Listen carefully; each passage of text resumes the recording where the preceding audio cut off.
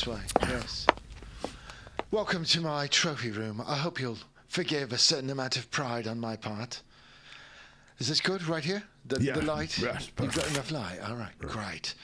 Yes, as I was saying, it truly was the finest hunt of my career, it was. Never before had I encountered such an intelligent animal. Undoubtedly, its advanced instinct stems from its obvious, though primitive, human characteristics. Yes, gentlemen, what you are looking at is a hybrid of hyena and human. Hold it right there, Sir Percy. No, got it. A strange hybrid man taken from darkest Africa. The readers will love it. Now, tell us of the hunt. Yes, the hunt. That tribute to man's superior intelligence.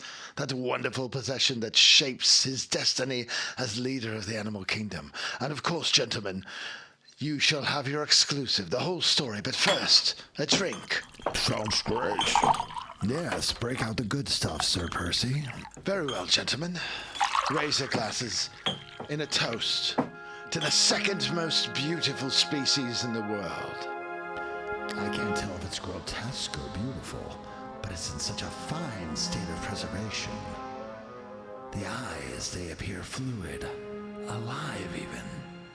And of course, all the credit goes to my taxidermist. They've done such a brilliant job on my pet. I've never seen any animal with claws so huge. It's a good thing I didn't have a chance to use them on I had you. little to fear, as the hyena is seldom known to attack living creatures. They eat the dead left by other predators. You might call them ghouls.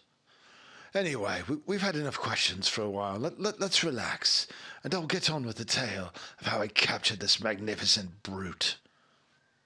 Aye, 'twas but 2 years past that myself and a stream of Banyai porters bladed and trudged through the emerald jungle of the northern Congo.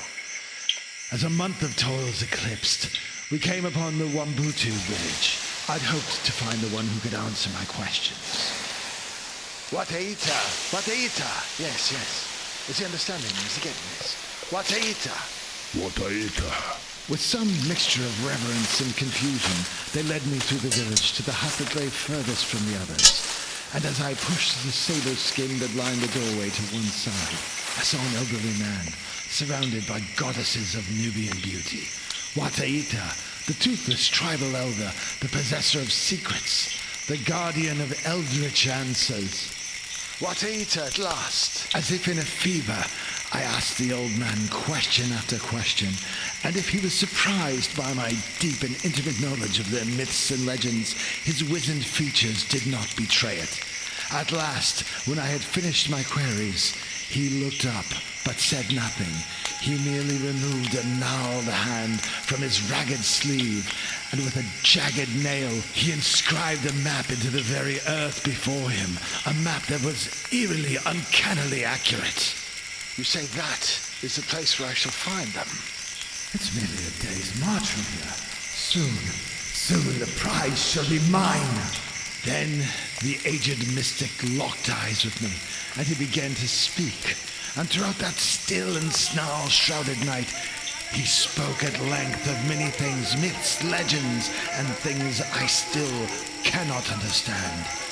Many times he came to a deathly and abrupt silence while listening to some clandestine movement in the jungle that perhaps only he could perceive.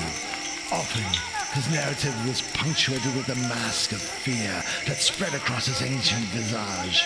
And when the first cast rays of the orange African sun seeped across the jungle, I at last departed.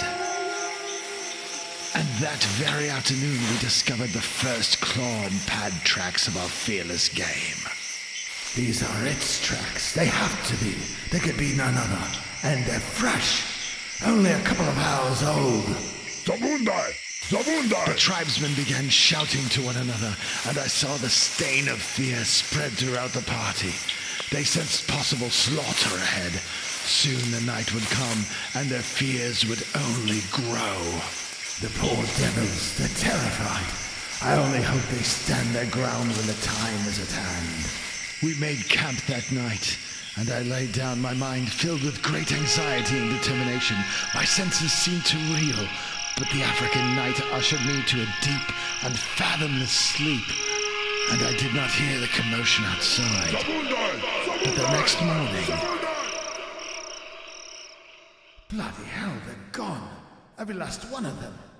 Well, may the gods take and protect them, those cowardly fools. Ah, who needs them? I shall capture the beast alone if I must. Strange, though. The jungle is quiet. Perhaps too quiet. Something must be about. What the hell was that? Too late did I see those eyes. Those blazing eyes like dual pits of hatred watching me. Too late. I was enveloped within a fetid mist of excrement, matted hair, and charnel breath. My gun, where's it gone to? I've got to reach it, it's my only chance. Wait, those eyes. Those eyes. They look almost human. And then, after the carnage, stillness reigned supreme within the depths of the jungle, while a mute eye offered rest to a weary fly. I thought that was it for me that time, but I awoke to a painless sense of security. I guess you probably can't understand that. I guess one could say I became linked to that beautiful furred creation, body and blood, and perhaps spirit and soul. Ah, that drink, it did you both wonders, eh? Relaxed your minds and your lungs and stilled your beating heart. A pity you will never get to look into those eyes as I did. And now they awake, look into those eyes, almost human. And when they first looked at me in Africa, I knew it was not the tarnished gaze of hatred they beheld me with, but love. I saw love in the depths of those eyes. No desire to kill me, for all she desired was the mate.